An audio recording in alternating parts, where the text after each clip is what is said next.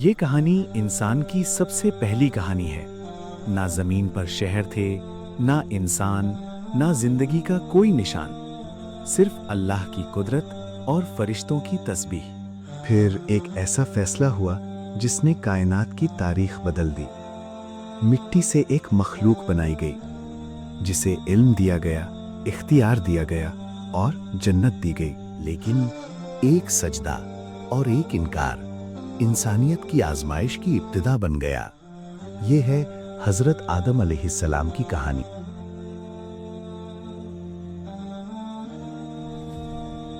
اللہ تعالیٰ نے زمین کو پیدا کیا، آسمان کو پیدا کیا اور فرشتوں کو نور سے پیدا کیا جو کبھی نافرمانی نہیں کرتے۔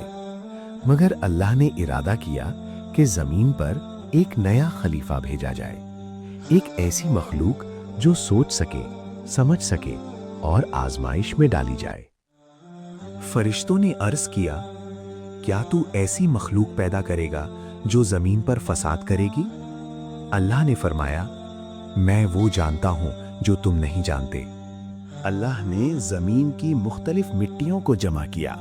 اس مٹی سے ایک جسم بنایا گیا جو بے جان تھا۔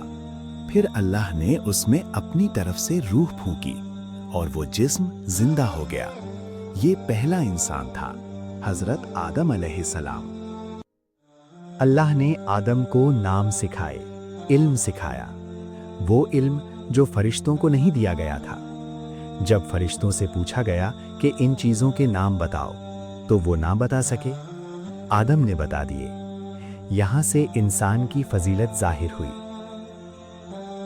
اللہ نے تمام فرشتوں کو حکم دیا، آدم کو سجدہ کرو۔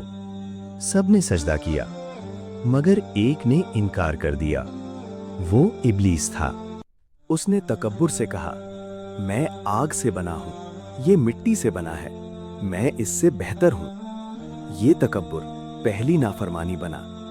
اللہ نے اسے لعنت دی اور جنت سے نکال دیا، مگر ابلیس نے مہلت مانگی تاکہ وہ انسانوں کو گمراہ کرے، اور یہاں سے شیطان اور انسان کی دشمنی شروع ہوئی۔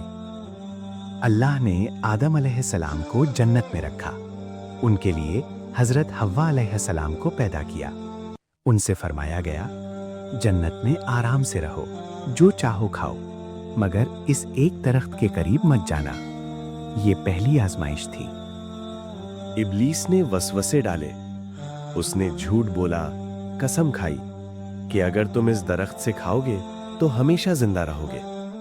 آخرکار آدم اور حوا نے اس درخت سے کھا لیا۔ جیسے ہی انہوں نے درخت سے کھایا، ان پر اپنی غلطی واضح ہو گئی، ان کی جنتی لباس ہٹ گیا اور وہ شرمندہ ہو گئے۔ آدم علیہ السلام نے فوراً توبہ کی، رونے لگے، اللہ سے معافی مانگی۔ اللہ نے انہیں کچھ کلمات سکھائے جن کے ذریعے انہوں نے توبہ کی۔ اللہ نے ان کی توبہ قبول فرما لی۔ مگر اب زمین پر اترنا مقدر ہو چکا تھا۔ آدم، حوا اور ابلیس سب زمین پر بھیج دیے گئے۔ یہاں سے انسانی زندگی کی شروعات ہوئی۔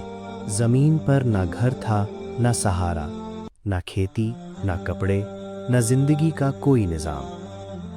آدم علیہ السلام نے سب کچھ شروع سے سیکھا، زمین کو آباد کیا، بچوں کی پرورش کی اور اللہ کی ہدایت لوگوں تک پہنچائی۔